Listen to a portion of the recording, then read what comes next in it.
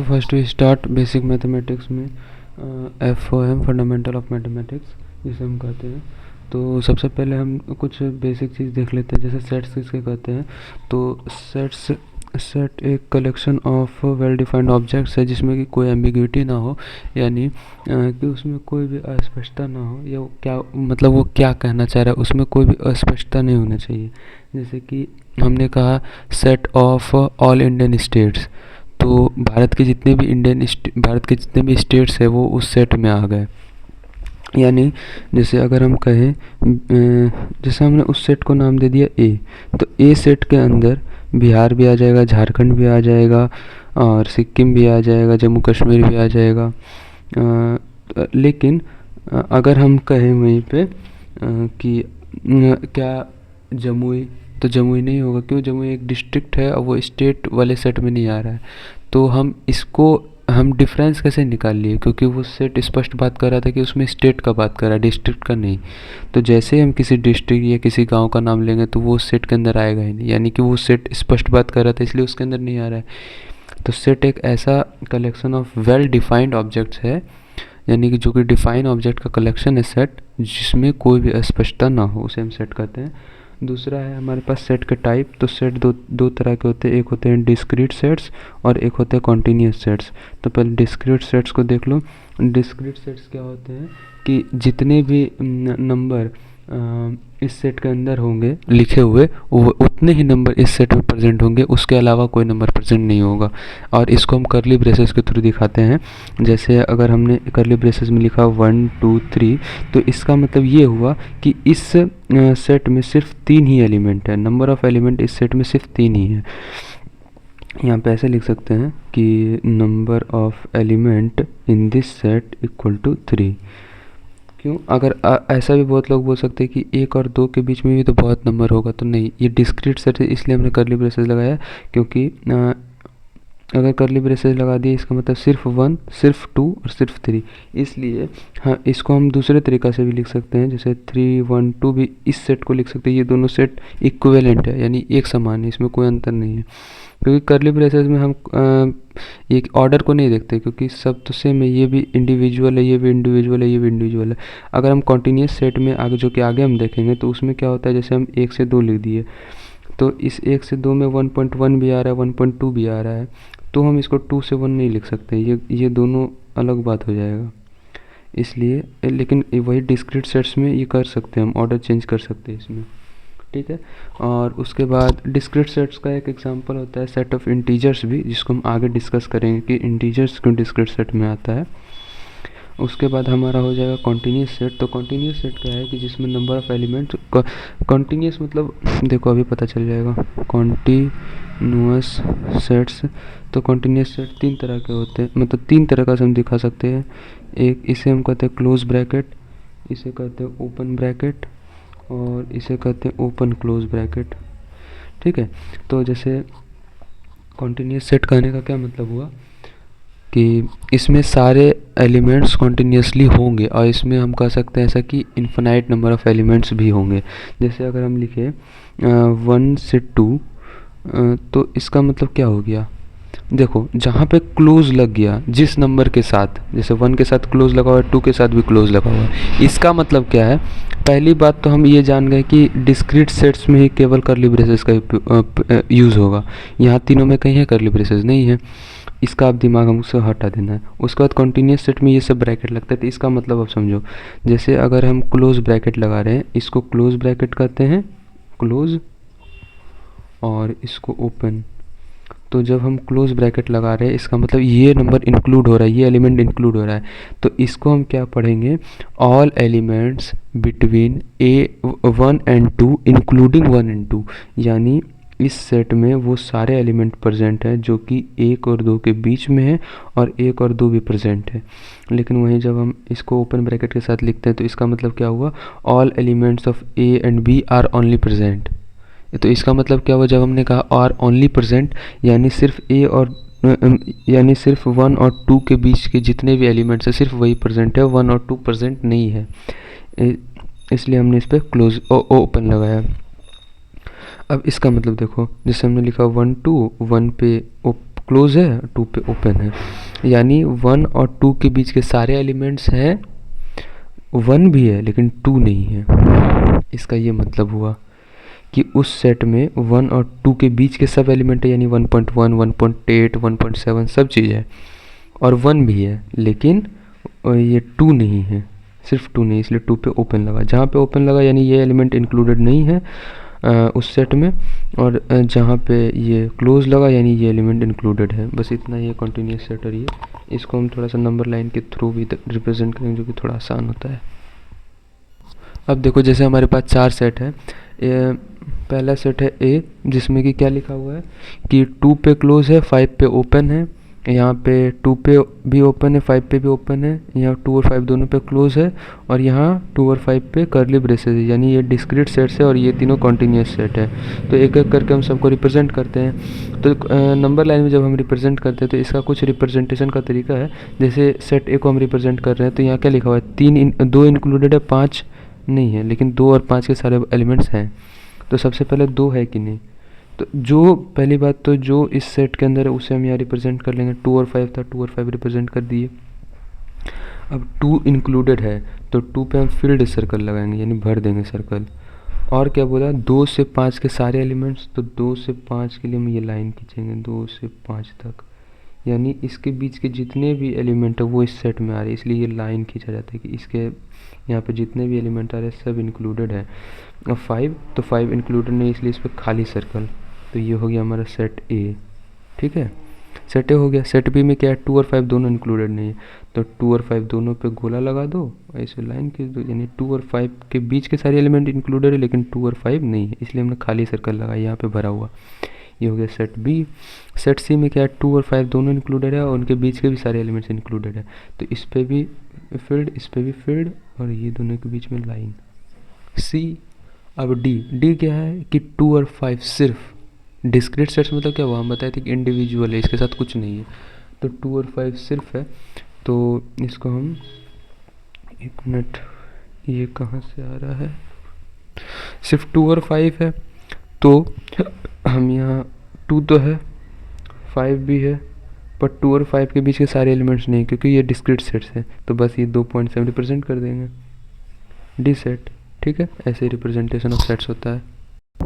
अब जैसे हमने कहा था कि इंटीजर हम थोड़ा आगे पढ़ेंगे, अभी भी पूरा नहीं पढ़ रहे हैं और आगे है, इसको और अच्छे समझेंगे, लेकिन अभी हम एक ब्रीफ दे देते हैं। देखो इंटीजर्स क्या होता है, ये नेगेटिव और positive natural number including zero, ये होता है इंटीजर्स।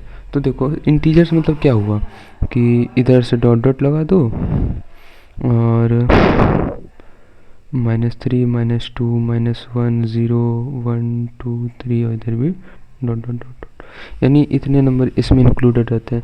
तो देखो एक बात यहाँ पे ध्यान दो कि इंटीजर्स जब हम कहते हैं तो वो नंबर्स हैं। तो जैसे हम कहे कि इंटीजर्स नंबर्स हैं, तो जैसे हम यहाँ पे बहुत लोगों को लग रहा हो कि नहीं, जैसे माइनस में अगर -2.1 भी आ जाता है तो वो भी इंटीजर है, नहीं ये इंटीजर नहीं है, क्योंकि इंटीजर एक नंबर है, ये थोड़ी नंबर है, ये तो डेसिमल नंबर हो गया, ये इंटीजर्स में नहीं आएगा, क्योंकि इंटीजर्स का डेफिनेशन क्या है कि negative and positive natural number. ये नेचुरल नंबर है नहीं है, ये नेचुरल नंबर है ही नहीं, ये डेसिमल नंबर है, इसलिए ये इंटीजर्स भी नहीं होगा। इंटीजर के साथ इसलिए जब भी हम लिखते हैं तो हम कर्ली ब्रेसेस लगाते हैं। तो जैसे ये सेट है जिसमें हम लिखे हैं 1 से 5, लेकिन 1 और 5 इंक्लूडेड नहीं है, तो इसका मतलब क्या, अगर हम इसमें पूछे कि नंबर ऑफ़ एलिमेंट इस सेट में कितने हैं, तो हम क्या कहेंगे, इसमें नंबर ऑफ़ एलिमेंट्स इन्फिनाइट हैं। क्यों, 1.1 भी हो सकता है, 1.11 भी हो सकता है, 1.1111, 1.11 डॉट डॉट, कितना हो सकता है। अभी तो सिर्फ 1 के बारे में बोले हैं, फिर 1.2 आएगा, फिर इतना ही, फिर 1.3, फिर 2, तो इसमें तो नंबर ऑफ़ एलिमेंट्स इन्फिनाइट है। लेकिन अब अगर वहीं पूछे कि इस सेट में नंबर ऑफ़ इंटीजर्स कितने हैं, ये हमको ध्यान रखना, थोड़ा इंपॉर्टेंट चीज़ है। तो नंबर ऑफ़ इंटीजर्स इस सेट में 3 होंगे, कैसे, 2 होगा, 3 होगा, 4 होगा, तो नंबर ऑफ़ इंटीजर्स इस सेट में कितने होंगे, 3। ये हमको ध्यान रखना है, इंटीजर्स का मतलब क्या होता है, ये थोड़ा इम्पोर्टेंट है, ठीक है। आगे चलते हैं। अब देखो हमारे पास जैसे 3 नए चीज़ आए, जैसे यूनियन, इंटरसेक्शन और सब्ट्रैक्शन। तो ये हम सेट चैप्टर में पढ़ चुके हैं, जो फिर से एक बार आगे भी अभी पढ़ लेते हैं नंबर लाइन के थ्रू इसको कैसे देखते हैं, तो उससे क्लैरिटी हमको ज़्यादा आ जाएगा। तो जैसे हम जब कहते हैं, और एक चीज़ यहाँ पे ध्यान दो कि जैसे ए सेट ये है और बी सेट ये है, तो इसका ए यूनियन बी लिख रहे हैं तो ये भी एक सेट ही होगा।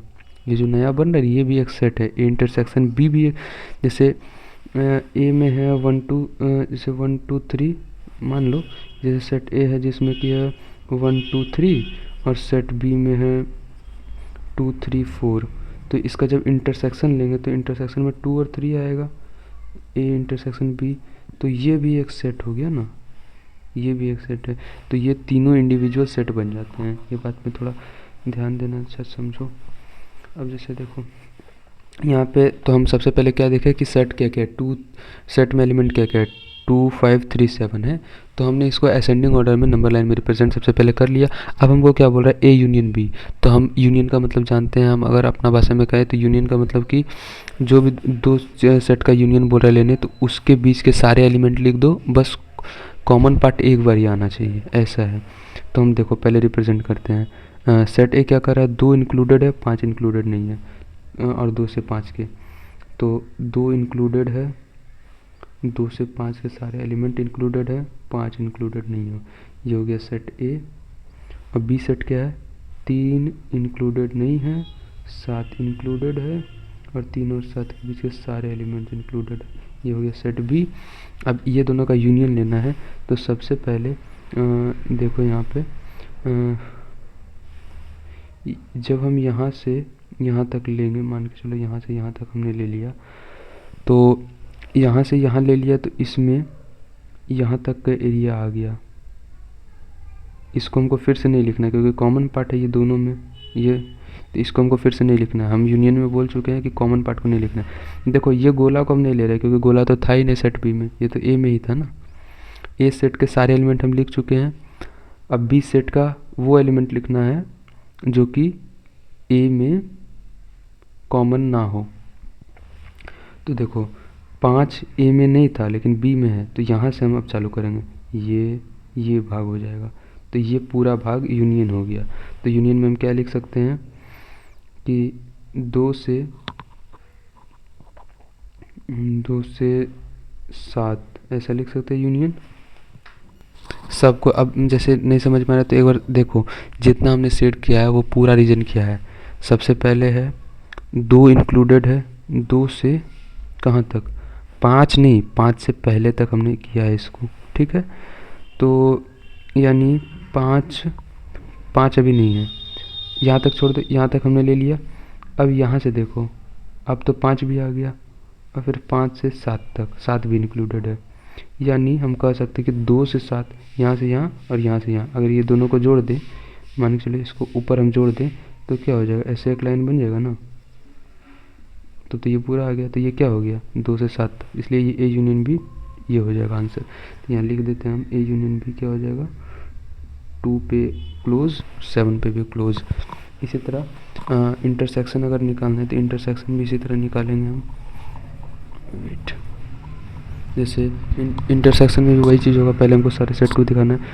2 है, 5 नहीं है, सेट ए, और सेट भी क्या कर रहा है, 3 नहीं है, 7 है, रिप्रेजेंट कर दिए। अब बोल रहा है ये इंटरसेक्शन का मतलब हम जानते हैं ये कॉमन पार्ट, तो कॉमन पार्ट देखो क्या है, यहाँ से यहाँ तक का कॉमन पार्ट है।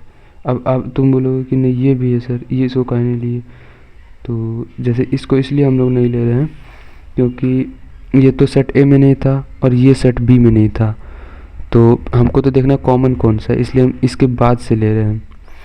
तो यहाँ के इसको हम क्या लिख सकते हैं, 3 से 5 तक और दोनों पे ओपन। तो 3 और 5 तो नहीं आया, लेकिन उसके बीच के सारे एलिमेंट्स कॉमन थे जो कि आ गए, तो इसका आंसर हो जाएगा 3 से 5 तक, ठीक है। अब तीसरा है a माइनस बी। तो a माइनस बी का मतलब क्या होता है कि a से, जब हम a माइनस बी लिखते हैं इसका मतलब क्या हुआ, a से वो सारे एलिमेंट्स हटा दो जो कि b में प्रेजेंट है, ठीक है। a माइनस बी, अगर b माइनस ए लिखा हुआ रहता, तो जैसे b माइनस ए लिखा हुआ रहता, इसका मतलब क्या है, b से घटा दो क्या, ए के वो सारे एलिमेंट्स जो कि बी में प्रेजेंट हैं। जैसे एक सेट में 1 2 3 है, जैसे सेट ए में 1 2 3 है और सेट बी में 3 4 5 है।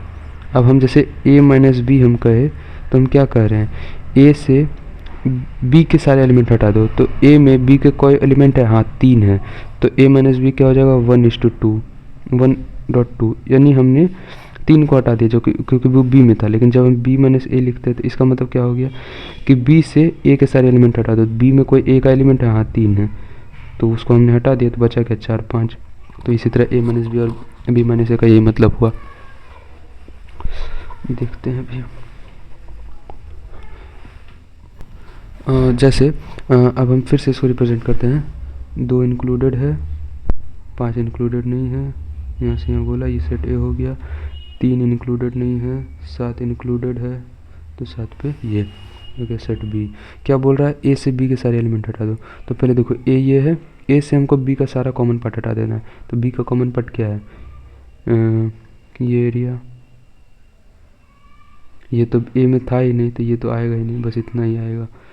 तो ये क्या एरिया है, अगर हमने इसको हटा दिया क्योंकि ये तो बी में था ही नहीं, देखो इसको हम नहीं ले रहे हैं क्योंकि ये बी में था, पहले से नहीं था, और इसको हमने इसलिए नहीं लिया क्योंकि ये ए में ही नहीं था, तो हटाएंगे कहाँ से, तो यहाँ से यहाँ तक का पार्ट, तो क्या हो जाएगा 2 से 3 तक और दोनों पे क्लोज होगा ना। क्यों, क्योंकि देखो 3 तो बी में था ही नहीं तो हटाने का बात ही नहीं है, यहाँ पे तो ये था क्या बोलते हो ओपन, तो जब हम यहाँ से यहाँ तक लिए तो बी का वो पार्ट तो नहीं आया, यानी यहाँ पे क्लोज था, इसलिए 2 और 3 ऐसे हो जाएगा। तो थोड़ा सा पॉज करके समझने का कोशिश करो, अपनी समझ में आ जाएगा। इतना ही हो गया। उसके बाद हम कुछ और देखेंगे। एक चीज़ और देख लो कि जैसे ए यूनियन बी लिख रहे हैं तो वो इक्विवेलेंट किसके होगा, जब हम बी यूनियन ए लिखेंगे। उसी तरह ए इंटरसेक्शन बी जब हम लिखते हैं तो वो इक्विवेलेंट हो जाएगा बी इंटरसेक्शन ए के। लेकिन वहीं जब हम लिखते हैं ए माइनस बी तो वो इक्विवेलेंट नहीं होगा बी माइनस ए के। जैसे ए इक्विवेलेंट ए यूनियन बी, ये इक्विवेलेंट है बी यूनियन ए के। ए इंटरसेक्शन बी, ये इक्विवेलेंट है बी इंटरसेक्शन ए के। लेकिन ए माइनस बी ये इक्विवेलेंट नहीं है बी माइनस ए के। अभी हमने आपको दिखाया कि ए से वो सारे एलिमेंट हटा दो, बी ये कभी कभी हो सकता है लेकिन जनरली ये होता ही नहीं है। क्यों, जैसे यहीं से देखो, अभी हमने ए माइनस बी किया तो 2 से 3 आया, लेकिन बी माइनस ए करते तो कुछ और आता था। ये दोनों बराबर नहीं हो सकता है, ठीक है, ये हमको याद रखना है थोड़ा। अब देखो जैसे कुछ इंपॉर्टेंट नोट है, जैसे हमने कहा सब सेट ऑफ नेचुरल नंबर जैसे कैसे लिखते हैं, तो इसको एन से लिखते हैं हम। आई प्लस वाले पे ध्यान न दो, थोड़ा सा कंफ्यूजन करता है। तो हम सेट ऑफ नेचुरल नंबर को एन से रिप्रेजेंट करते हैं। और जैसे हम देख सकते हैं कि हमने नेचुरल नंबर के साथ जब लिखा है सेट तो उसमें करली ब्रेसेस लगाया है 1 2 3 4। एक मिनट, देखो जैसे हम सेट ऑफ नेचुरल नंबर लिखते हैं तो हमको क्या पता है नेचुरल नंबर क्या होता है। All the counting numbers are called natural number. तो 1 2 हमने क्या, देखो यहाँ पे करली ब्रेसेस लगाया, इसका मतलब क्या, ये जो सेट ऑफ नेचुरल नंबर होता है वो डिस्क्रीट सेट होता है, यानी उसमें कॉन्टीन्यूस नहीं होता है कुछ। तो जब हम लिखते हैं कि सेट ऑफ नेचुरल नंबर में आए 1 2 3 4 डॉट डॉट डॉट डॉट, यानी सिर्फ 1 आ रहा है, सिर्फ 2 आ रहा है, सिर्फ 3 आ रहा है, ये नहीं कि 1 और 2 के बीच के नंबर आ रहे, नहीं। नेचुरल नंबर मतलब काउंटिंग नंबर, इसके बीच का कुछ नहीं, इसलिए हमने डिस्क्रीट सेट करली ब्रेसेस लगाया है, ये याद रखना है। सेट ऑफ नेचुरल नंबर को हम एन से रिप्रेजेंट करते हैं, सेट ऑफ नेचुरल नंबर को हम एन से रिप्रेजेंट करते हैं, ठीक है। और उसके बाद अगला हमारे पास है सेट ऑफ होल नंबर। तो सेट ऑफ होल नंबर को सेट ऑफ होल नंबर को हम रिप्रेजेंट करते हैं W से, और इसको भी हम जब रिप्रेजेंट करते हैं तो करली ब्रेसेस ही लगाते हैं 0 1 2 3 4 डॉट डॉट डॉट डॉट ऐसे। इसका मतलब क्या हो गया कि सेट ऑफ होल नंबर जब लिख रहे हैं तो सारे नेचुरल नंबर इंक्लूडिंग 0, हम बोलते हैं कि होल नंबर का हम डेफिनेशन क्या बोलते हैं, all the natural numbers including 0 is called whole number. तो नेचुरल नंबर यानी ये सब था, उसमें 0 ऐड कर दिए तो वो होल नंबर बन गया। यहाँ पे भी हमने करली ब्रेसेस लगाया है, यानी ये भी डिस्क्रीट सेट है।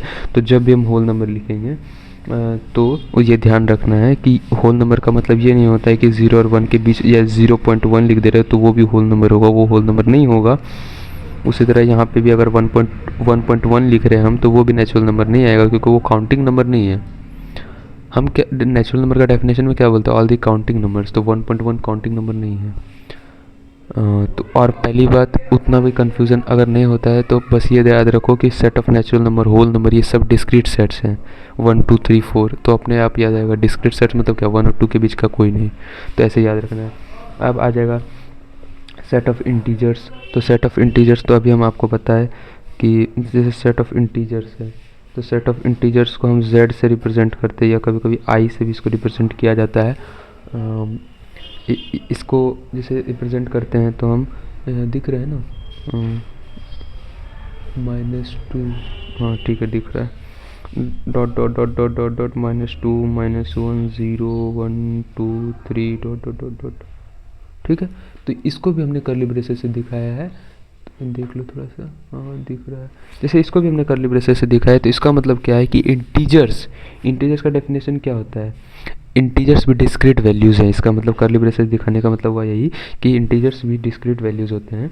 तो जैसे अगर हम लिखते हमने क्या कहा, इंटीजर्स का डेफिनेशन क्या हो जाएगा कि all the natural numbers with negative natural numbers, या ऐसा कर सकते हैं कि all the natural numbers and negative natural numbers including zero, ऐसा बोल सकते हैं। तो इंटीजर्स देखो, नेचुरल नंबर और होल नंबर, जैसे या होल नंबर ले लो और इसका या नेचुरल नंबर ले लो और इसका सारा नेगेटिव करके ज़ीरो भी ऐड कर दो, तो वो इंटीजर्स आता है।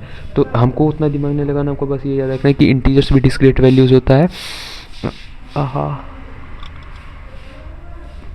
अगर हम कभी लिख रहे हैं, जैसे हमने लिखा कि -1.1 अगर हम -1.1 अगर हम लिख रहे हैं, तो ये इंटीजर्स नहीं है, ये इंटीजर वैल्यू में नहीं आएगा, ये एक डेसिमल नंबर है।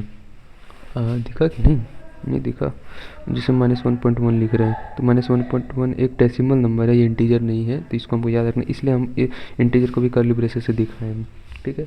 अब जैसे वही आ गया, हम नेगेटिव इंटीजर्स का सेट कर दें तो उसमें सारे नेगेटिव वाले आ जाएंगे, लेकिन कॉमन पार्ट ये रहेगा कि सब में कर्ली ब्रेसेस ही रहेगा।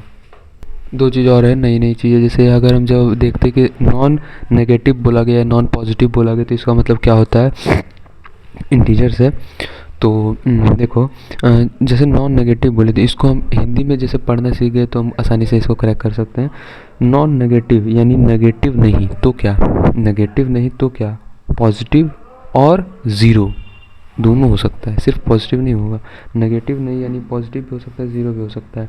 इसलिए जब कहा set of non negative integers, तो इसका मतलब क्या हुआ कि उस सेट में पॉजिटिव इंटीजर्स भी आएंगे और ज़ीरो भी आएगा। तो सबसे पहले हमने ज़ीरो ऐड किया और सारे पॉजिटिव इंटीजर्स ऐड कर दिए। उसी तरह जब बोला set of non positive integers, यानी नॉन पॉजिटिव यानी पॉजिटिव नहीं, तो पॉजिटिव नहीं तो क्या, या तो नेगेटिव या तो ज़ीरो, तो हमने ज़ीरो भी ऐड किया और सारे नेगेटिव इंटीजर्स भी ऐड कर दिए, ठीक है। अब जैसे सेट ऑफ रियल नंबर का बात आता है, तो रियल नंबर क्या होता है पहले हमको ये देखना है। तो रियल नंबर का डेफिनेशन हम 9th में पढ़े थे कि all the rational and irrational number constitute to make real number, यानी इरेशनल और रैशनल नंबर को मिला दो तो रियल नंबर बन जाता है। और एक चीज़ देखो कि नंबर लाइन अगर जब भी हम बनाते हैं तो इस एरो का मतलब क्या हुआ, इधर -∞ तक और इधर इन्फिनिटी तक। तो ये एक रियल नंबर का मतलब क्या हुआ, जब हम कहते हैं तो रैशनल और सारे इरेशनल नंबर, तो -∞ और इन्फिनिटी के बीच के जितने भी नंबर हैं वो सारे रियल नंबर हैं। कैसे बोलोगे कि रैशनल इरेशनल कैसे आ गया सर, तो 2/3 भी आ रहा है इसमें, इस नंबर लाइन के अंदर √2 भी आ रहा है।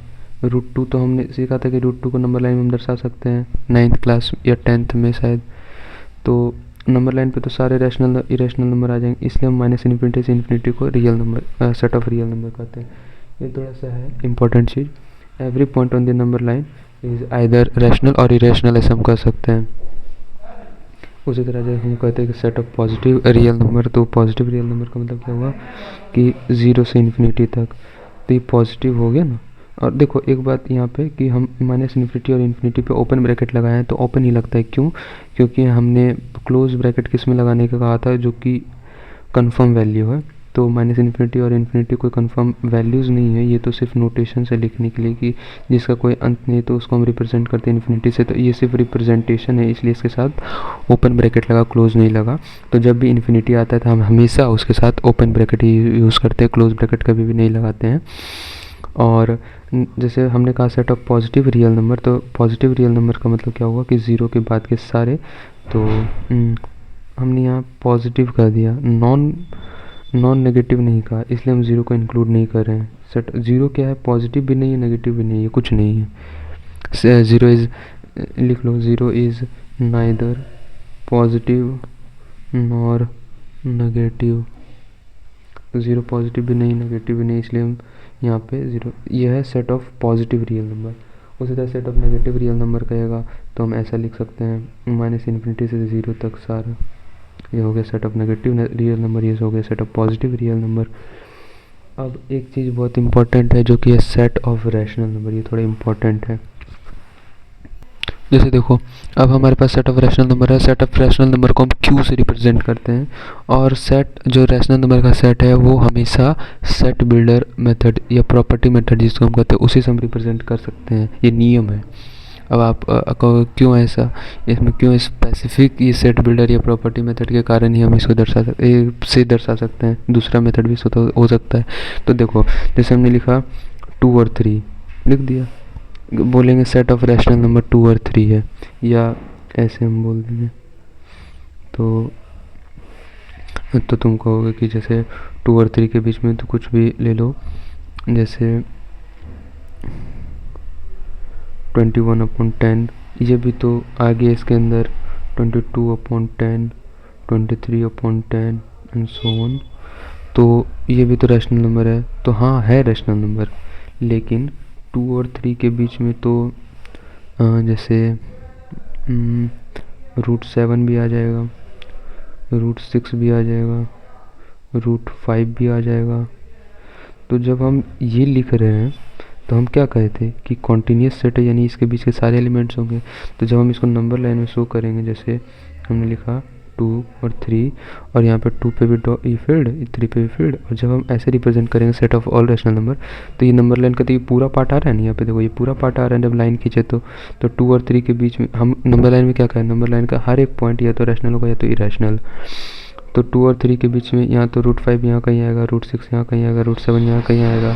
तो हम जब ये लाइन कीजिए तो वो इरेशनल नंबर भी तो इसमें आ गया।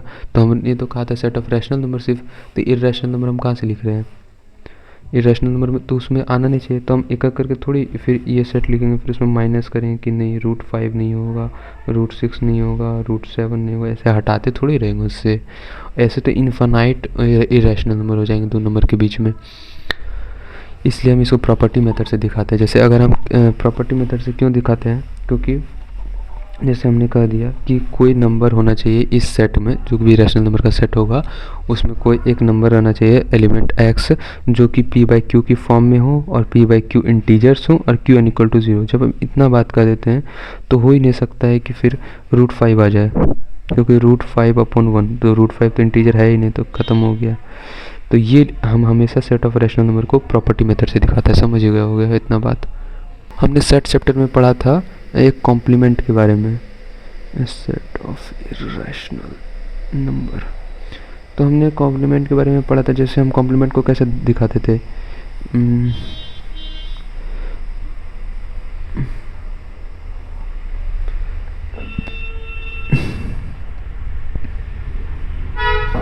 हम ऐसे दर्शाते थे ना कॉम्प्लीमेंट को, या तो सी लिख देते थे, या तो बार लगा देते थे, या तो ऐसे डॉट, यानी ये नहीं याद होगा। कॉम्प्लीमेंट का मतलब ये होता था जब हम सेट ए के ऊपर ऐसे लगा रहे, यानी ए नहीं बाकी सब। तो उसी तरह क्यू पे जब ये लगाया, यानी कि क्यू क्या है, रैशनल नंबर को क्यू से रिप्रेजेंट करते हैं, यानी रैशनल नंबर को छोड़ के जितना बचा सब। तो रैशनल नंबर को छोड़ के जितना बचा वो तो इरेशनल हुआ, इसलिए सेट ऑफ इरेशनल नंबर को हम ऐसे रिप्रेजेंट करते हैं। ठीक है, अब देखो जैसे कुछ इंपॉर्टेंट पॉइंट जो कि हमको याद रखने हैं, जो कि पूरा मैथमेटिक्स में हमको काम देंगे। जैसे हम लिखे सेट लिखे 1 और 2, तो इसके बीच में इनफाइनाइट इरेशनल नंबर होंगे। अब कैसे इनफाइनाइट इरेशनल नंबर होंगे वो देखो। जैसे 1 और 2 के बीच में 1+√2/10 भी आएगा, 1+√2/100 भी आएगा, 1+√2/1000 भी आएगा, इसी तरह करते रहो। अभी इतना ही लिखे हैं, और भी हो सकता है इसमें। देखो डॉट डॉट डॉट लगा दी, 1+√2/10,000, फिर 1 लाख, इस तरह करते करते तो इन्फिनाइट तक जाएगा। इसलिए वन, जैसे कोई भी दो नंबर लिखा हुआ है तो उसके बीच में इन्फिनाइट इर्रेशनल नंबर हो सकते हैं, और इन्फिनाइट रैशनल नंबर भी हो सकता है। इन्फिनाइट इर्रेशनल भी और इन्फिनाइट रैशनल भी। रैशनल, अब देखो रैशनल तो आसान है, जैसे 1.1 लिखते हैं तो इसको 11/10 लिख सकते हैं ना, 12/9, या ये अपन 100, ये अपन 100, या 1111/1000, ये सब तो रैशनल नंबर इस तरह करते जाएंगे, तो सब तो रैशनल नंबर ही ना हो गया। तो रैशनल दो नंबर के, किसी भी दो नंबर के बीच में infinite number of rational number भी हो सकता है और infinite number of irrational number भी हो सकता है, हम देख लिए, ठीक है। अब देखो जैसे दूसरा पॉइंट ये है कि कोई भी नंबर अगर अल्फ़ा है तो उससे जस्ट ग्रेटर या स्मॉलर नंबर एग्जिस्ट नहीं करता है। जैसे अगर हमने कहा कि 2 से जस्ट ग्रेटर नंबर क्या होगा, 2 से जस्ट बड़ा नंबर क्या होगा, तो हम कह देंगे 2.1, लेकिन ये गलत है, क्योंकि 2 से जस्ट बड़ा तो 2.01 भी हो सकता है, 2 से जस्ट बड़ा तो 2.001 भी हो सकता है, 2 से जस्ट बड़ा 2.0001 भी हो सकता है। तो हम किसी भी और ये भी देख लो, अगर कहा कि 2 से जस्ट छोटा नंबर बताओ तो हम कहेंगे 1.9, फिर कोई कहेगा कि नहीं 1.99, फिर कोई कहेगा 1.999, फिर कोई कहेगा 1.9999, ये जस्ट छोटा है। तो ये तो करते जाएंगे ना, हम कह ही नहीं सकते हैं कि वो एग्जिस्ट ही नहीं करता है। किसी भी एक स्पेसिफिक नंबर के जस्ट छोटा या जस्ट बड़ा कोई भी नंबर एग्जिस्ट नहीं करता, ये बात हमको दिमाग में रखना है। अभी जस्ट उसका हम एग्जांपल देंगे। अब जैसे हम कह सकते हैं कि 2 से छोटा 1.9 पे बार लगाते जाओ 9, यही सबसे छोटा है 2 से, तो नहीं, ये भी नहीं होगा। क्यों? जब हमने कहा दिया डज नॉट एग्जिस्ट, तो ये नियम है कि एग्जिस्ट करेगा ही नहीं। क्यों? देखो 1.9 को हमने 8-9 में सीखा था कि क्या लिख सकते हैं, जैसे हमने मान लिया x को 1.9, तो हमारा 10x क्या हो जाएगा, 19.9 हो जाएगा ना।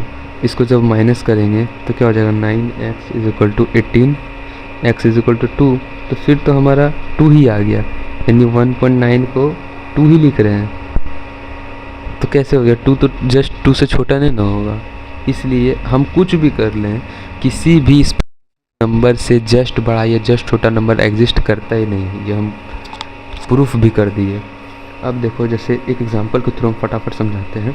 जैसे ये सेट है 3, 8 दोनों पे क्लोज है, और इसको अच्छा से लिख दो, और 3 और 8 दोनों पे ओपन है। तो हम इसमें कहें कि ग्रेटेस्ट एलिमेंट कौन सा है इस सेट में, ग्रेटेस्ट एलिमेंट, ठीक है। तो ग्रेटेस्ट एलिमेंट क्या हो जाएगा, 8, और लोवेस्ट एलिमेंट ऐसे लिख देते हैं यहाँ, ग्रेटेस्ट एलिमेंट, और लोवेस्ट एलिमेंट। तो इसमें ग्रेटेस्ट एलिमेंट क्या है, 8 है, लोवेस्ट 3 है। देख सकते हैं हम कि 3 से छोटा कोई नहीं, क्योंकि 3 इंक्लूडेड, यानी 3 से पहले तो कुछ नहीं होगा, तो 3 है। अब जैसे इस सेट में हमने कहा कि ग्रेटेस्ट एलिमेंट और लोवेस्ट, तो देखो यही अभी जो हमने पीछे पॉइंट पढ़ा है वही काम देगा। हमने यहाँ 8 पे तो ओपन लगा हुआ, यानी 8 इंक्लूडेड नहीं है, यानी जो भी ग्रेटेस्ट होगा वो 8 से थोड़ा पहले होगा, जस्ट पहले 8 से, वही ग्रेटेस्ट एलिमेंट होगा। तो हम जानते हैं 8 से जस्ट पहले का कोई नंबर एग्जिस्ट ही नहीं करता है, तो ग्रेटेस्ट एलिमेंट भी डज नॉट एग्जिस्ट हो जाएगा। उसी तरह जब लोवेस्ट एलिमेंट पूछे तो 3 तो इंक्लूडेड नहीं है, यानी जो भी लोवेस्ट एलिमेंट होगा वो 3 के जस्ट बाद होगा, है ना। तो जस्ट बाद तो कोई नंबर एग्जिस्ट ही नहीं करता, तो यहाँ भी हो जाएगा डज नॉट एग्जिस्ट। लेकिन अगर इस सेट में हम कह दें कि ग्रेटेस्ट इंटीजर बताओ, तो हम कह सकते हैं ग्रेटेस्ट इंटीजर क्या हो जाएगा, 7। उसी तरह लीस्ट इंटीजर क्या हो जाएगा, 4, ये हम कह सकते हैं। वहीं फिर कह दें कि ग्रेटेस्ट रैशनल नंबर क्या होगा, वो भी नहीं बता सकते हैं। और लोवेस्ट रैशनल नंबर वो भी नहीं बता सकते हैं, क्योंकि जब यही एलिमेंट ही एग्जिस्ट नहीं करा तो रैशनल नंबर कैसे बताएंगे। 3 से जस्ट बाद ही ना जो नंबर होगा, जैसे 3.1 होगा अगर मान के चलो, तो इसी को ना हम रैशनलाइज कर सकते हैं। फिर जैसे वो अभी x मान के किए थे, तो जो भी नंबर जस्ट उसके होगा तो उसको फिर हम रैशनलाइज करके तब लिख सकते हैं कि ग्रेटेस्ट रैशनल नंबर क्या होगा। लेकिन वही जब एग्जिस्ट नहीं करेगा तो रैशनल नंबर कहाँ से एग्जिस्ट करेगा, उसी तरह इरैशनल नंबर भी एग्जिस्ट इसमें ग्रेटेस्ट या लोवेस्ट नहीं करेगा। और उसके बाद तीसरा पॉइंट है, उसके बाद थर्ड पॉइंट है कि जब हम लिखते हैं प्लस माइनस इन्फिनिटी, अभी बता चुके हैं, तो ये कोई नंबर नहीं है, ये सिर्फ एक रिप्रेजेंटेशन है। इसलिए हम जब भी प्लस माइनस इन्फिनिटी लिखते हैं तो उसके साथ हम ओपन, कभी भी क्लोज नहीं लगाते हैं। माइनस इन्फिनिटी से इन्फिनिटी हमेशा और इन्फिनिटी के साथ ओपन ब्रैकेट ही लगता है, क्लोज ब्रैकेट नहीं। कुछ और बात है, जैसे हम लिख देते हैं कभी कभी 1/0 इज इक्वल टू इन्फिनिटी, या कभी लिख देंगे 1 इन्फिनिटी इज इक्वल टू 0, तो नहीं, ये दोनों अनइक्वल है। जैसे आप ही बताओ, 0 तो कुछ नहीं है, तो 1/, कुछ नहीं, कुछ कैसे हो सकता है, ठीक है। या 1/, कुछ नहीं, कुछ कैसे हो सकता है, हो ही नहीं सकता है ना। इन्फिनिटी का ही जब वैल्यू हमको नहीं पता, इन्फिनिटी का वैल्यू पता है, इन्फिनिटी का वैल्यू मतलब अनंत, बहुत, जिसको हम गणना नहीं कर सकते थे। तो 1/, जिसकी गणना नहीं कर सकते वो 0 कैसे हो सकता है, या 1/0 जिसकी गणना नहीं कर सकते वो कैसे आ सकता है। तो ये नहीं होता है, ये हमको याद रखना है। 1 और क्या होता है, तो 1/0 अनडिफाइंड होता है, अनडिफाइंड होता है, और 1/∞ भी अनडिफाइंड होता है। ये बात हमको याद रखना, बहुत काम देगा, ये सब बेसिक है लेकिन बहुत काम देता है, ठीक है। चौथा पॉइंट जो है उसमें 3 सिंबल हमको याद रखना है, इसको क्या कहता है। तो जैसे ये उल्टा ए जो लिखा हुआ है, इसको फॉर ऑल कहते हैं हम। जैसे अगर हमने लिखा उल्टा ए एक्स, तो इसका मतलब इसको हम कैसे पढ़ते हैं, for all values of x, ठीक है। ये याद रखना है, आगे इसका यूज़ धीरे धीरे हमको समझ में आ जाएगा। For all values of x इसको बोलते हैं। उसके बाद ये उल्टा ई है, तो इसको क्या पढ़ते हैं, देयर एग्जिस्ट्स। जैसे हमने लिखा ये एक्स सच दैट x² = 9, यानी x की कोई वैल्यू एग्जिस्ट करती है जो कि x² = 9 होती है। तो हाँ, -3 का स्क्वायर 9 होता है, 3 का स्क्वायर 9 होता है, तो हाँ ऐसा वैल्यू एग्जिस्ट करता है। यानी ये जो कह रहा है ये सही बात कह रहा है कि x की देयर एग्जिस्ट, यानी ई उल्टा को क्या बोलते हैं, देयर एग्जिस्ट। तो x की देयर एग्जिस्ट यानी x की एक वैल्यू एग्जिस्ट करती है जो कि x² = 9 होती है। तो हाँ, अगर x -3 या 3 होता है तो उसका स्क्वायर 9 होगा, तो ऐसा वैल्यू एग्जिस्ट करता है, ये सही कर रहा है। तो ये जो स्टेटमेंट है वो ट्रू स्टेटमेंट है। तीसरा सिंबल हमारा है ये, इसको हम जैसे हम कोई भी सॉल्यूशन लिखते हैं उसके बाद हम ऐसे लगाते हैं। इसका मतलब क्या हुआ, इम्प्लाई, इसको पढ़ते हैं, यानी ऊपर जो स्टेटमेंट लिखा है उसकी पुष्टि उसको इम्प्लाइज कर रहा है। यानी जैसे हमने लिखा 3 + 2 तो और नीचे =5 लिखते हैं, लेकिन अगर ऊपर में लिखा जैसे x + 2 = 5 तो नीचे इम्प्लाइज दैट हम लगाएंगे। और क्या, जैसे हमने लिखा x + 2 = 5, नीचे फिर इम्प्लाइज दैट लगाने, यानी ये क्या, इसका मतलब ये हुआ, ये हम पढ़ते हैं इसको, इसका मतलब ये हुआ कि x = 3 है। तो इसको हम ऐसे पढ़ते हैं, इम्प्लाई दैट का मतलब क्या है कि इसका मतलब ये है कि जैसे x + 2 = 5 इम्प्लाइज दैट x = 3। इसको हम हिंदी में पढ़ें तो ज़्यादा जल्दी समझ में आएगा। x + 2 = 5 का मतलब है कि, इसको यही पढ़ना है, का मतलब है कि, तो x + 2 = 5 का मतलब है कि x = 3 है। तो इम्प्लाइज दैट इसको कहते हैं। और जब ऐसे इस पर कट लग गया यानी it does not implies that कहते हैं। इसका अभी बहुत अच्छा यूज़ हम बताएंगे, अभी इसको देखते हैं। अब देखो हमने 5 चीज़ लिया है, वही चीज़ है इम्प्लाइज दैट को समझने के लिए हमको बस ये लाइन याद रखना है कि इम्प्लाइज दैट जब भी लिखा हो रहे तो हमको का मतलब है कि, ये लिख देते हैं हम इम्प्लाइज दैट का कैसे पढ़ना है, का मतलब है कि, यही पढ़ना है इसको, बहुत ये यूज़फुल है हमारे लिए।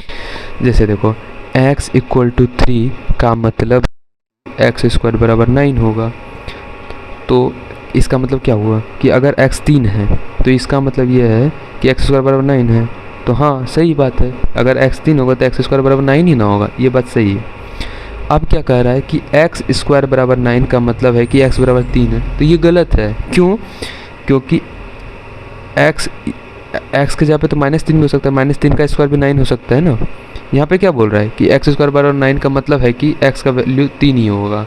यहाँ पे सिर्फ x का वैल्यू 3 ही ना लिखा है, तो ये गलत है, x का वैल्यू -3 भी हो सकता है, यहाँ पे गलत हो गया। x² बराबर 9 का मतलब है कि x 3 के बराबर नहीं है, तो ये भी गलत है। क्यों? x का वैल्यू 3 तो आएगा ही, -3 भी आएगा, तो 3 तो है, तो 3 पे अनइक्वल लगा दिया, ये तो गलत बात है ना। 3 है लेकिन -3 भी है, दोनों लिखना होगा, ये भी गलत हो गया। x² = 9 का मतलब नहीं है कि, यहाँ पे ये लगा हुआ है, नहीं है कि x² बराबर 3 होगा। हाँ, तो ये थोड़ा समय बात कर रहा है कि x² बराबर 9 का मतलब ये नहीं है कि x बराबर 3 होगा। तो हाँ सही कर रहा है, ये कंफर्म नहीं कर रहा है कि, ये नहीं बोल रहा है कि x = 3 नहीं होगा। ये क्या कर रहा है, x² बराबर 9 का मतलब ये नहीं है कि x बराबर 3 होगा, और यानी x = -3 भी हो सकता है। तो ये बात सही बोल रहा है। इसका मतलब ये नहीं है कि x बराबर 3, यानी सिर्फ ये मतलब नहीं है कि x = 3 होगा। अब यहाँ पे देखो, जैसे x² बराबर 9 का मतलब है कि x = -3 और 3, हाँ तो ये सही है। जब हम ऐसा लिख रहे हैं तो सही है कि x² बराबर 9 का मतलब है कि x -3 और 3 होगा, तो हाँ सही है, क्योंकि -3 और 3 के कारण ही ये सेटिस्फाई करेगा। यहाँ पे लेकिन क्या बोल रहा था कि x² बराबर 9 का मतलब ये नहीं है कि x बराबर 3 होगा, तो हाँ ये मतलब नहीं है कि x बराबर 3 होगा, x बराबर -3 और 3 दोनों होगा। ठीक है, इसको समझ ही गए होगे। देखो जैसे यहाँ पे एक और चीज़ इम्प्लाइज दैट का मतलब कि cos x = 0 का मतलब है कि sin x बराबर 1, यानी cos जिस भी एंगल के लिए 0 हो रहा है तो इसका मतलब ये है कि sin का उसी एंगल के लिए 1 होगा। तो ये गलत है। क्यों? देखो हम बताते हैं इसका रीज़न। ये स्टेटमेंट क्यों गलत है? क्योंकि cos 3π/2 होता है 0, और वहीं पे sin 3π/2 क्या हो जाएगा, -1। ठीक है, इसलिए ये स्टेटमेंट गलत है, क्योंकि यहाँ लिखा होता है दोनों एक एंगल के लिए ये 0 होना चाहिए, 1 होना चाहिए, तो इस एंगल के लिए ये 0 हो रहा है, पर इस वही एंगल के लिए ये -1 हो जा रहा है, इसलिए ये स्टेटमेंट फॉल्स है। लेकिन ये स्टेटमेंट ट्रू है, क्योंकि साइन का अगर कोई भी एंगल का वैल्यू, जैसे साइन का अगर किसी एंगल का वैल्यू हम रख रहे हैं और 1 आ रहा है, तो कॉस का उसी एंगल के लिए 0 आएगा, तो ये हमेशा ट्रू है, ये सही है। देखो उसके बाद हमारे पास एक और सिंबल है जो कि है ये वाला, ऐसे और एक लाइन और, यानी इसको हम पढ़ते हैं ग्रेटर देन और इक्वल टू। देखो ये और शब्द बहुत इम्पोर्टेंट है। हमको एक बात याद रखो, जैसे हम सेट्स में पढ़े थे कि जब हम और बोलते हैं तो उसका मतलब यूनियन होता है, और जब हम एंड बोलते हैं, कभी भी अगर एंड लिखा हुआ है किसी क्वेश्चन में, तो उसका मतलब इंटरसेक्शन होता है। ये बात हमको बहुत याद अच्छे से रखना है, क्योंकि ये बहुत इम्पोर्टेंट है। तो जब हम ग्रेटर देन और इक्वल टू लिख रहे हैं, यानी इसका मतलब क्या हुआ कि इसका मतलब है कि या तो ग्रेटर देन रहना चाहिए या इक्वल टू, दोनों में से कोई एक भी रहेगा तो चलेगा। ठीक है, तो जैसे हम लिखे 4 ग्रेटर देन और इक्वल टू 3, तो ये सही क्यों है? क्योंकि 4 ग्रेटर देन 3 इसी में ये सेटिस्फाई कर गया, तो और लिखा हुआ था, हमको इसमें जाना ही नहीं पड़ा। इसने क्या बोला है, या तो ये दोनों में से किसी एक को भी सेटिस्फाई कर देगा तो भी सही है, और दोनों को कर देगा तो भी सही है। अब देखो यहाँ 5 लिखा हुआ, 5 ग्रेटर देन और इक्वल टू 5, तो 5 ग्रेटर देन 5 ये इसको सेटिस्फाई नहीं किया, लेकिन 5 इक्वल टू 5 ये इसको सेटिस्फाई कर दिया, इसलिए सेटिस्फाई, ये दोनों में से किसी एक को भी सेटिस्फाई कर देगा तो भी ये क्वेश्चन ये सेट सेटिस्फाई हो जाएगा, ये स्टेटमेंट सेटिस्फाई हो जाएगा। 5 ग्रेटर देन 5 तो नहीं, 5 से तो बड़ा नहीं हो जाएगा, यहाँ पे ग्रेटर देन और इक्वल टू नहीं होगा, सिर्फ ग्रेटर देन होगा, इसलिए ये गलत है। और उसके बाद एक मॉडुलस हम पढ़ेंगे। देखो अगर यहाँ पे नहीं भी समझ में आ रहा है तो हम मॉडुलस इनइक्वलिटी जब पढ़ेंगे तो इसको और बढ़िया से हम पढ़ेंगे, उस टाइम समझ जाएंगे। तो अभी अगर समझ में आ रहा है तो ठीक है, अगर ये चीज़ अगर अभी नहीं समझ में आएगा तो हम अभी आगे जब मॉडुलस इनइक्वलिटी पढ़ेंगे तो वहाँ पे और अच्छे समझेंगे। देखो जब हम मॉड x लिखते हैं तो हम लोग का आदत क्या है कि मॉड हटाते हैं +-x लिख देते हैं, तो नहीं, ये गलत है, ये चीज़ होना ही नहीं चाहिए, ये आदत बहुत गलत है। मॉड x का मतलब ये नहीं होता है +-x। हम जब हटाते तो हमको कुछ कंडीशन लगा के हटाना पड़ता है। क्या कि mod x equal to X तभी होगा जब x या तो 0 हो या तो 0 से बड़ा हो। देखो आप ही देखो, जैसे यहाँ पे 0 रखे तो मॉड 0 0 ही होगा, 0 से बड़ा हम बोले तो जैसे 1 रखे तो वो 1 ही आएगा, 2 रखे 2 ही आएगा, 3 रखे 3 ही आएगा। लेकिन अगर हम कह दें मॉड x में अगर जैसे यहाँ के लिखो 0 से छोटा, तो अगर यहाँ पे हम जैसे मान के चलो मॉड के अंदर -2 है, तो हम क्या लिख रहे हैं कि वो उसका वैल्यू -x आएगा। यानी अभी ये x है तो -x मतलब क्या 2, माइनस ऑफ माइनस तो प्लस ही ना होगा, -x तो ये x था, x बराबर -2 था, तो यहाँ -x है, -x बराबर 2 तो 2 ही आया। समझो यार थोड़ा, देखो जैसे लिखा हुआ है ये x और ये किसके बराबर होगा, -x के कब, जब x 0 से छोटा होगा। तो हमने x के जगह -2 लिखा, तो ये -x कब होगा, देखो x 0 से छोटा है तो इसका आंसर क्या हो जाएगा कि इसका वैल्यू -x होगा, तो इसका वैल्यू -x लिख दो, -2 यानी 2। हम जानते हैं कि मोड से कुछ भी बाहर निकलता है, क्यों रहता है वो हमको कंडीशन के, मैथमेटिक्स अगर हम पढ़ रहे तो हमको कंडीशंस लगा के ही कोई भी चीज़ को देखना है। तो क्या कर सकते हैं कि mod x equal to X तब होगा जब x 0 से बड़ा हो या 0 हो, और mod x is equal to -x होगा जब x 0 से छोटा हो।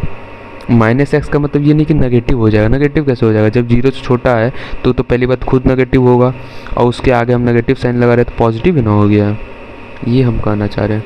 ठीक है, समझ में आ गया होगा तो ठीक है, नहीं तो मॉडुलस इंक्लूड में एक बार और इसको बताएंगे। देखो अब हम रूट का बात करें, देखो सब चीज़ थोड़ा थोड़ा सीख लो, क्योंकि हम लोग को सबको कुछ अलग ही चीज़ पता है, कॉन्सेप्ट क्लियर नहीं है। हम लोग हमेशा गलत चीज़ ही शुरू से, जैसे हम लोग बेसिक क्लास में पढ़ते हैं जूनियर क्लासेस में, तो उसमें हम लोग कुछ चीज़ ऐसा दिमाग में घुस जाता है जो कि एक्चुअल में वहाँ नहीं होना चाहिए, उसका अर्थ कुछ और होता है। जैसे हम जब रूट लिखते हैं, तो अगर रूट के अंदर कोई भी डिफाइंड चीज़ लिखा हुआ है तो उसका वैल्यू हमेशा नॉन नेगेटिव आएगा, समझे। वो नॉन नेगेटिव यानी क्या है, 0 भी आ सकता है, पॉजिटिव भी आ सकता है। रूट के अंदर कोई भी अगर डिफाइंड चीज़ लिखा हुआ है तो उसका वैल्यू कभी भी नेगेटिव नहीं आ सकता है, ठीक है। जैसे देखो हमने लिखा √9, तो रूट के अंदर कोई एक डिफाइंड चीज़ है, 9 डिफाइंड है, हाँ 9 ठीक है, तो इसका वैल्यू क्या आएगा, पॉजिटिव ही आएगा 3। हमने ये नहीं बोल सकते कि नहीं √9 का मतलब ±3 हो जाएगा, नहीं, ये गलत है, क्योंकि ये नियम है, हमको इसको याद रखना है कि जब भी रूट के अंदर कोई भी डिफाइंड चीज़ लिखा हुआ हो तो उसका वैल्यू हमेशा पॉजिटिव आएगा। तो माइनस कहाँ से आ गया दोस्त, यहाँ सिर्फ प्लस रहेगा, माइनस नहीं रहेगा। √16 लिख रहे हैं तो इसका वैल्यू सिर्फ 4 आएगा, ये नहीं कि 4 और -4 दोनों, नहीं, सिर्फ 4, ठीक है।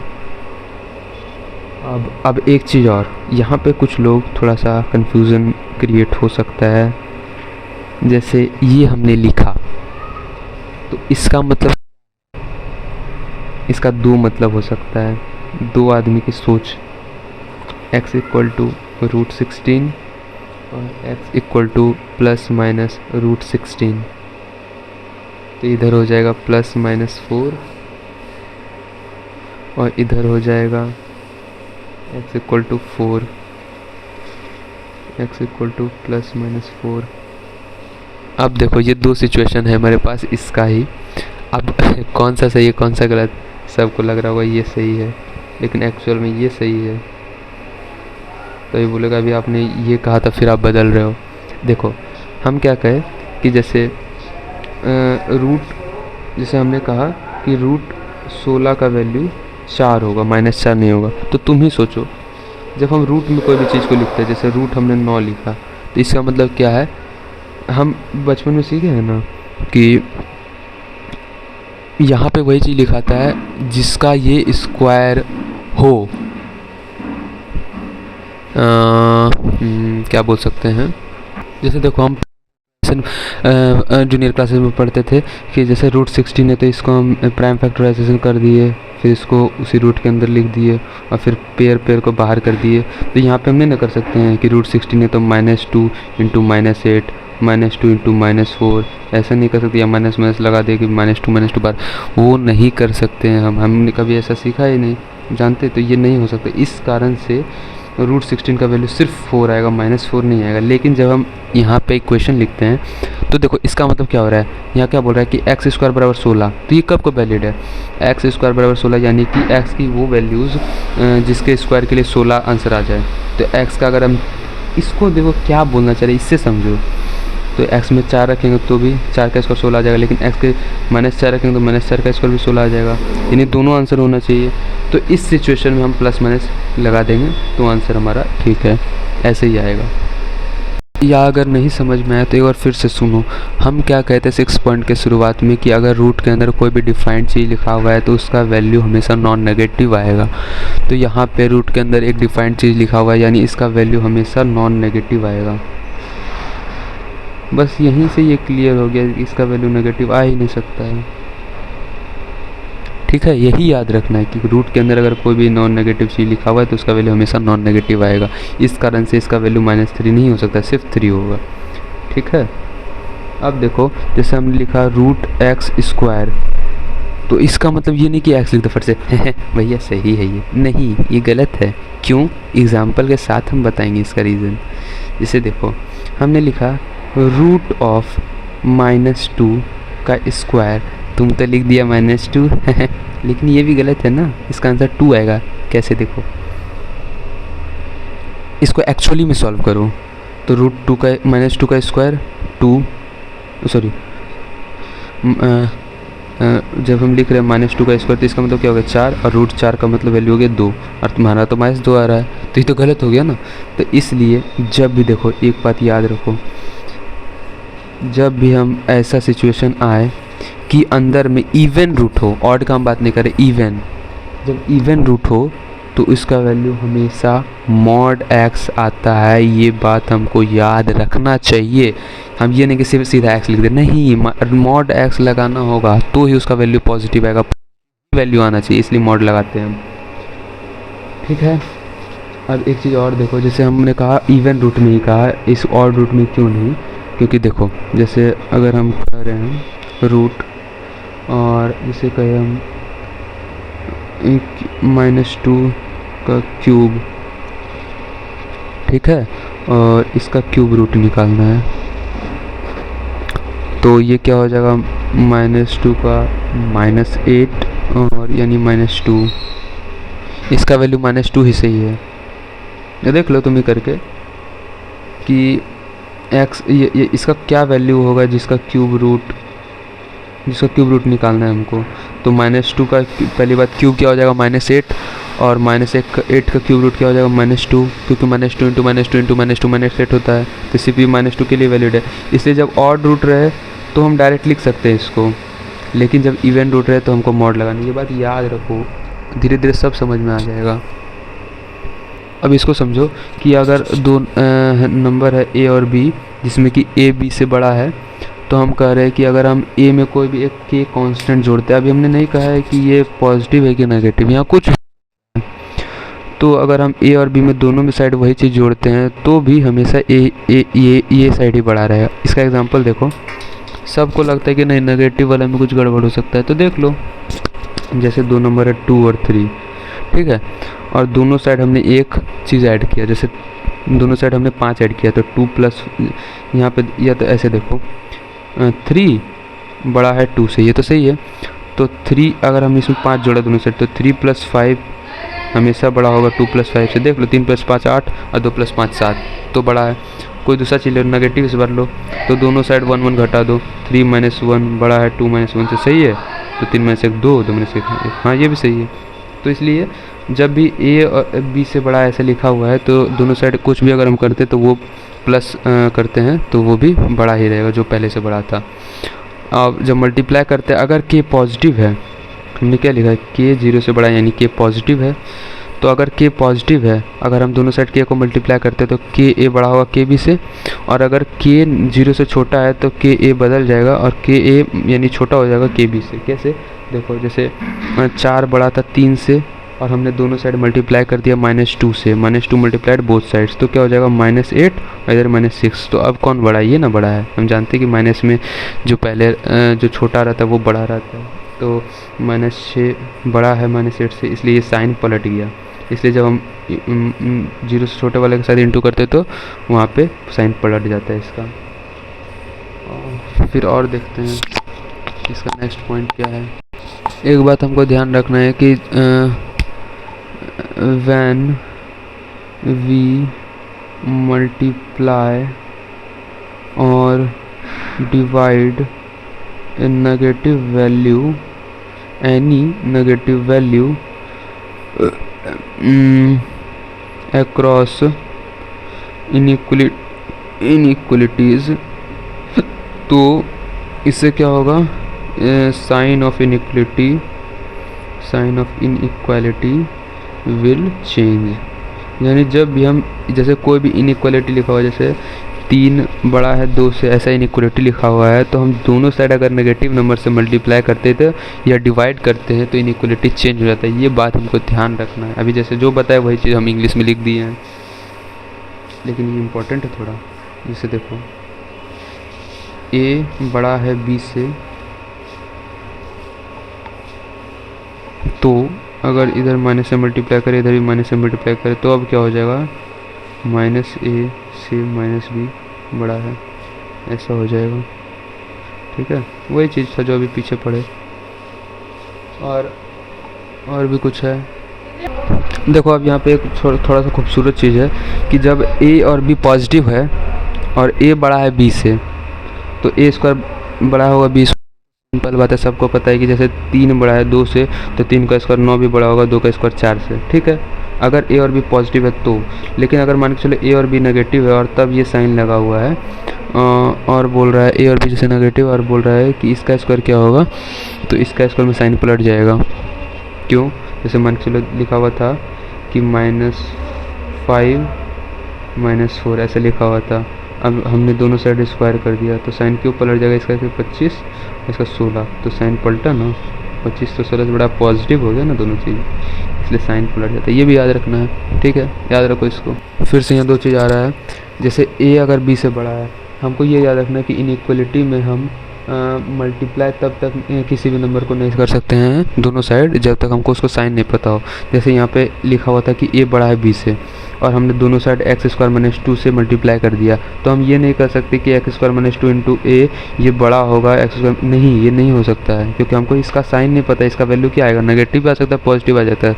अगर पॉजिटिव आ गया तो ठीक है, लेकिन अगर नेगेटिव आ गया तो ये साइन तो पलट जाएगा ना। इसलिए हम इसको गलत लिखे हैं, क्योंकि ये सही नहीं है। इसका वैल्यू, इसका हमको साइन नहीं पता, तो जब तक हमको किसी भी चीज़ का साइन नहीं पता होता है तो हम उसको इनइक्वालिटी में मल्टीप्लाई नहीं कर सकते हैं। यहाँ पे हमने सही क्यों लिखा है? क्यों? देखो, जैसे x² + 2 है, हमको साइन नहीं पता है, लेकिन हमको ये बात पता है, जैसे कुछ भी हो x का वैल्यू, जैसे -2 ही हो, तो पहली बात तो वो -2 का स्क्वायर पॉजिटिव हो जाएगा, 2 हो जाएगा, और प्लस है तो इसका वैल्यू हमेशा पॉजिटिव ही आएगा। कभी भी इसका ये एक्सप्रेशन का वैल्यू नेगेटिव नहीं हो सकता है। तो अगर पॉजिटिव है तो ये स्टेटमेंट तो सही है। अभी हमने पढ़ा था कि अगर a b से बड़ा है, अगर दोनों साइड हम पॉजिटिव नंबर से मल्टीप्लाई करते हैं तो ये इस तरह बड़ा ही रहता है। ये पूरा एक्सप्रेशन बड़ा ही रहेगा। यानी अगर इधर हम कोई पॉजिटिव नंबर मल्टीप्लाई करें, इधर भी पॉजिटिव नंबर मल्टीप्लाई करें, तो भी के ए बड़ा ही होगा के बी से। हमने पढ़ा था ना पीछे, वही चीज़ यहाँ बोल रहे हैं। तो यहाँ जो x² + 2 है, ये तो हम इसका वैल्यू हमेशा पॉजिटिव ही आएगा।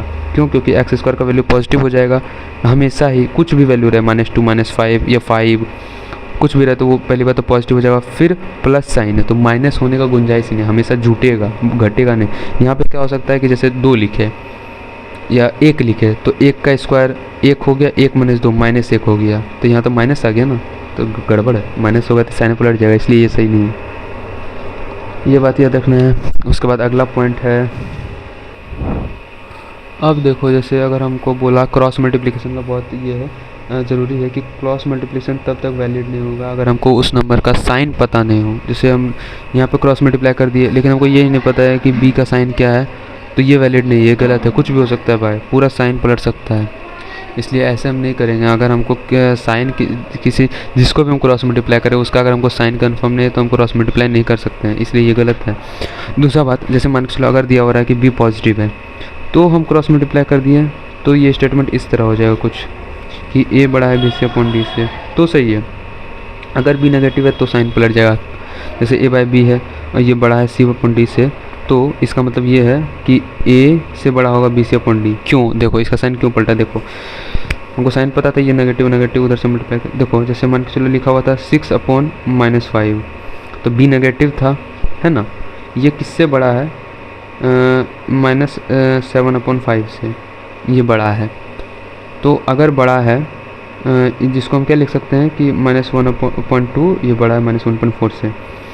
तो अगर हमने इसको इससे मल्टीप्लाई कर दिया तो ये क्या हो जाएगा 6, और इधर क्या हो जाएगा 7 × 5 = 35 और 5 7 हो गया इधर। तो अब 6 से तो बड़ा 7 है ना, इसलिए साइन पलट गया, माइनस माइनस प्लस हो गया। समझा? ये है इसका आंसर। इसलिए जब हम क्रॉस मल्टीप्लाई करते हैं और अगर नीचे नेगेटिव है then we can say that the sign will be opposite, sign पलट जाएगा। और अगर पॉजिटिव ही है नीचे और इधर मल्टीप्लाई करें तो उसी तरह रह जाएगा। याद रखो, याद रखते जाओ, बहुत चीज़ है। देखो यहाँ पे दो चीज़ है कि ए बड़ा है बी सी अपॉन बी के, तो इसका मतलब ये है कि ए बड़ा है सी से, तो ये गलत है। क्यों? बी से बी कट जाएगा हम बोल रहे, तो ठीक है ए बड़ा है सी से, ऐसा हो सकता है, लेकिन नहीं, अगर 0 रहा बी का वैल्यू तो क्या हो जाएगा 0/0, तो कुछ नहीं होता है, तो कैसे हो जाएगा, तो ये गलत है। और अगर ऐसा दिया हुआ है कि बी 0 नहीं है तो हम कह सकते हैं हाँ कि ए बड़ा है सी से, क्योंकि तब बी से बी कट जाएगा। अगर नेगेटिव भी रहा तो भी कट जाएगा, कोई दिक्कत नहीं होगा, पॉजिटिव भी रहा तो भी कट जाएगा, तो हम कह सकते हैं अगर 0 के बराबर बी नहीं है तो ए बड़ा है सी से, ऐसा हम लिख सकते हैं। ठीक है, देखो कुछ चीज़ है जो कि याद रखना ही पड़ेगा, क्या करेगा, ज़रूरत है। जैसे ए बी अगर बड़ा है ए सी से तो हम कह सकते हैं बी बड़ा है सी से, तो नहीं कह सकते। क्यों? क्योंकि ए का साइन नेगेटिव भी हो सकता है। ए का साइन अगर नेगेटिव होता है तो क्या हो जाएगा, मान के चलो जैसे ए का वैल्यू है -2, -2 दोनों साइड से कट जाएगा, तो बी और सी ज़रूरी नहीं कि छोटा ही हो,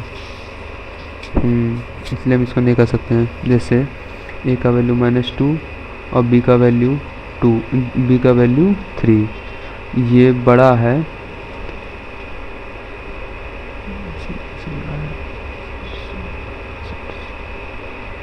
ऐसा, ठीक है। तो -6 बड़ा है -8 से, हाँ सही है। तो अगर हमने दोनों साइड से ए को हटा दिया तो 3 बड़ा है 4 से, ये तो हो गया, लेकिन नहीं भी हो सकता है। जैसे देखते हैं करके, 1 मिनट। हमने इसलिए ऐसा लिखा है क्योंकि हमको ए का साइन पता नहीं है। जैसे ए का वैल्यू तो 0 भी हो सकता है, तो 0 बड़ा है 0 कैसे सही हो जाएगा, तो इसलिए ये स्टेटमेंट गलत है। अब ऐसा नहीं लिख सकते, हमको बस ये याद रखना है कि जब हमको ए का वैल्यू अगर नहीं पता हो, ए का साइन क्या है, तो हम ऐसा नहीं लिख सकते कि ए बी बड़ा है सी से, तो इसका मतलब ये है कि बी बड़ा है सी से, ये नहीं लिख सकते हैं। लेकिन ऐसा हम जगह अगर प्लस रहे, एडिशन रहे, तो हम लिख सकते हैं, तब ये वैलिड है। तब ये नेगेटिव पॉजिटिव कुछ भी रहे तो ये चलेगा। ए प्लस बी अगर बड़ा है ए प्लस सी से, तो बी बड़ा है सी से, ये चल सकता है। ये एडिशन में चलेगा, सब्ट्रैक्शन मतलब ये मल्टीप्लिकेशन में नहीं चलेगा, ठीक है। और अगर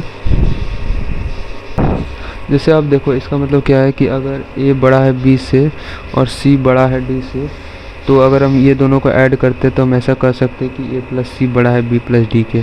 इन इक्वालिटीज़ में हम एडिशन कर सकते हैं, लेकिन ये बात ध्यान रखना है कि इन इक्वालिटीज़ में हम सब्ट्रैक्शन नहीं कर सकते, दो इनइक्वालिटी के बीच में मल्टीप्लिकेशन नहीं कर सकते, डिवीज़न नहीं कर सकते हैं।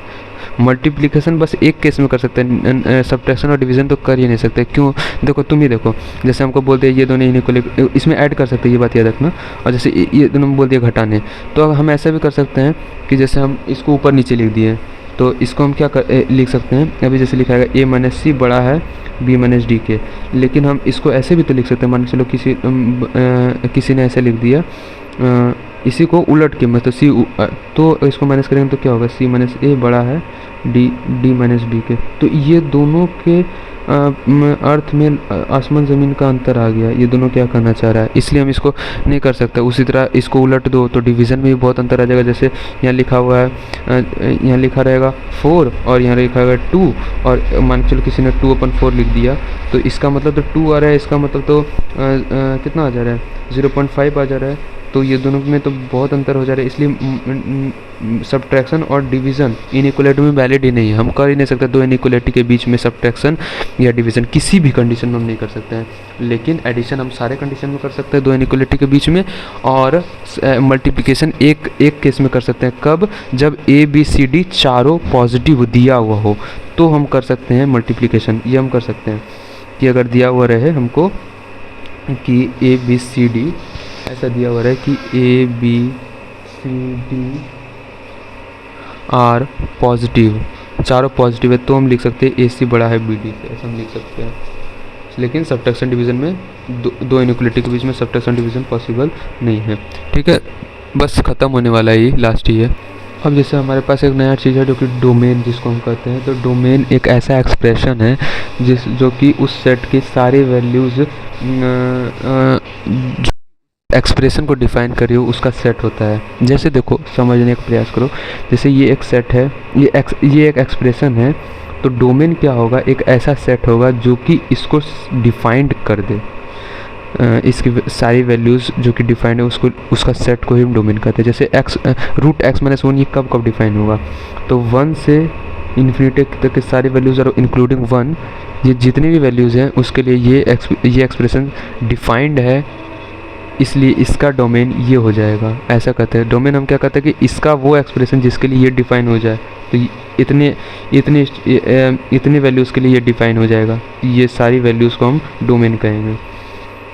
देखो जैसे मान के चलो 0 भी आता है, 1 और इन्फिनिटी के बीच में 0 आएगा, सॉरी 1 आएगा, 1 भी लिखा है हमने, तो 1 - 1 0 हो जाएगा। तो रूट 0 का वैल्यू भी तो 0 होता है, तो 0 तो डिफाइन है, तो डिफाइंड वैल्यू आया ना, तो इसका कोई भी वैल्यू जो डिफाइंड आए उस मतलब इसका वैल्यू डिफाइन आना चाहिए। ऐसा कौन कौन सा वैल्यूज़ है, तो 1 से इन्फिनिटी तक के सारे वैल्यूज़ और इंक्लूडिंग 1, ये सारे वैल्यूज़ है जिसके लिए ये डिफाइन हो जाएगा, इसलिए ये इसका डोमेन हो गया, ये इसका डोमेन है।